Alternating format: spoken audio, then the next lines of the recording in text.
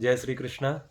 मैं वासुदेव आप सभी के सम्मुख एक बहुत ही कुंडली पर विश्लेषण करने के लिए आया हूँ। जिस किसी को भी अपनी कुंडली का भविष्य, वर्तमान या भूतकाल कोई भी चीज़ जाननी है या प्रश्न करना है तो कमेंट में आकर के व्हाट्सएप नंबर पर आप बात कर सकते हैं। और आज का जो विषय है वो कुंडली को लेकर के है।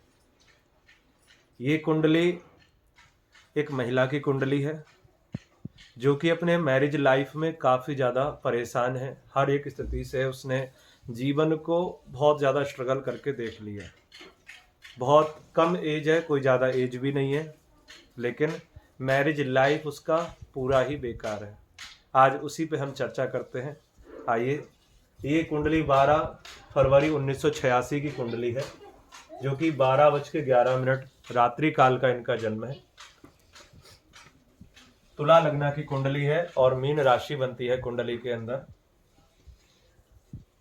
कुंडली में जो मैरिज लाइफ है, मैरिज हाउस है, जो ये सप्तम भाव कहलाता है।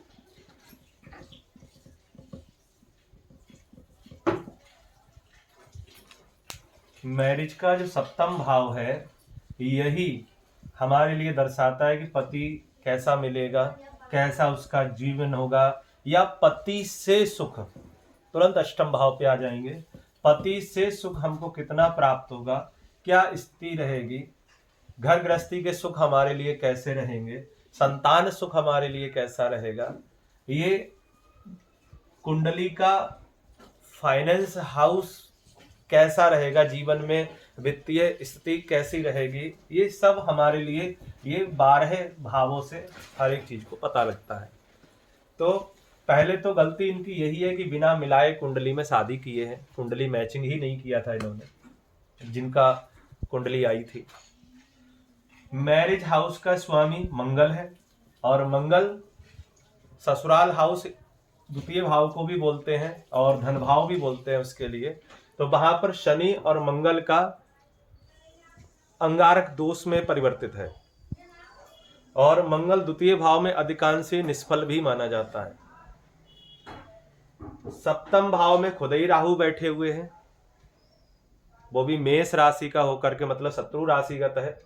दूसरा, राहु छाया ग्रह होने के कारण से राहु के पास में मंगल और शनि का भी बल मिल जाएगा इसको। तो पति को बिल्कुल, ये पति की आयु भाव भी होता है, तो पति की आयु का भी समन करेगा। ये आयु भी कम कर रहा है। दूसरा, पति के साथ में तालमेल, पति के साथ में व्यवहार, पति के साथ में संबंध, ये सारे के सारे कमजोर हो गए कुंडली के अंदर। दूसरा, सास ससुर के प्रति भी इनका कोई बहुत ज्यादा स्नेह नहीं रहा। सास ससुर ने भी इनको बहुत ज्यादा प्रेम वगैरह इनको नहीं मिला, क्योंकि इनके साथ में सप्तम भाव से सीधे चतुर्थ भाव में सूर्य के पास में इतना ज्यादा प्रकाश होता है कि घर गृहस्थी, गाड़ी, मकान, वाहन, जमीन आदि के सुख भी खत्म कर दिए उसने, वो भी इनको नहीं मिला। आज वो परिस्थिति है कि 2 साल पहले इनके पति खत्म हो गए, एक्सपायर हो चुके हैं, आयु खत्म है। अचानक से उनके हार्ट में कोई प्रॉब्लम हुई, हार्ट अटैक हो गया, खत्म हो गए। हो सकता है उनकी खुद की कुंडली में भी रहा हो, क्योंकि मंगल कभी कभी इतनी जल्दी आयु खत्म भी नहीं करता है। लेकिन इनके जीवन में कहीं से कहीं तक सुख नाम की चीज नहीं रही, दुखी है। अगर ये कुंडली में शादी करने से पहले ही ये मंगल और शनि और राहु ग्रह की शांति करवा देते और बृहस्पति का बल बढ़वा लिया जाता तो जीवन में कई हद तक, कुछ हद तक अच्छा हो सकता था। लग्नेश, जो कुंडली की आत्मा है, लग्न कुंडली की आत्मा भी शुक्र है, जो कि बहुत अच्छी पोजीशन पर है। पंचम भाव में, अपने से पंचम भाव में है, लेकिन पंचम भाव में लक्ष्मी नारायण योग भी बना रहा है। लेकिन पति का जो कारक होता है बृहस्पति, पति का कारक, वो बुध के साथ में कमजोर माना जाता है, क्योंकि बुध को पारा बोला जाता है और बृहस्पति के लिए सोना कहा जाता है। पारे को यदि सोने से छुआएंगे तो वो कमजोर माना जाता है। तो एक कारण ये भी है कि बृहस्पति डिग्री वाइज भी कमजोर है, और कारक भाव में होकर के अगर देखा जाए तो मंगल की दृष्टि, चौथी दृष्टि यहां आ रही है, उसके हिसाब से भी कमजोर है, बल उनको नहीं मिल पा रहा है।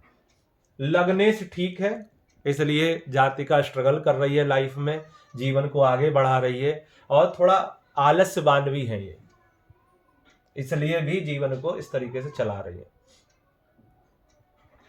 तो प्रत्येक कुंडली के अंदर यदि आप सब लोग भी अपनी कुंडली में विश्लेषण करवाना चाहते हैं ताकि कोई जीवन में, मैरिज लाइफ में कोई प्रॉब्लम ना आए, किसी प्रकार की परेशानी ना खड़ी हो, तो हमें अपनी कुंडली के भावों को पहले ही जान लेना चाहिए कि हमारे जीवन में मैरिज लाइफ कैसा है, हमारा घर गृहस्थी का सुख कैसा है, हमारा स्वास्थ्य कैसा रहेगा, ये हमें कुछ हद तक पता होना चाहिए।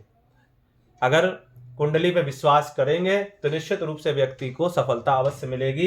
वर्तमान समय में कुंडली के अंदर केतु की दशा चल रही है, चंद्रमा का अंतर्दशा है। चंद्रमा का अंतर्दशा इनके लिए और ज्यादा भटका रहा है, क्योंकि चंद्रमा खुद ही मीन राशि का है, चंचलता उसके अंदर दे रहा है, मन इनका चलायमान हो रहा है बहुत ज्यादा, इसलिए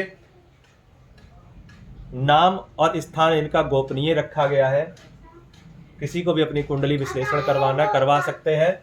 इसलिए इस कुंडली के उपाय हैं, इस कुंडली में महामृत्युंजय मंत्र का जप करना चाहिए पहले ही, शादी से पहले ही।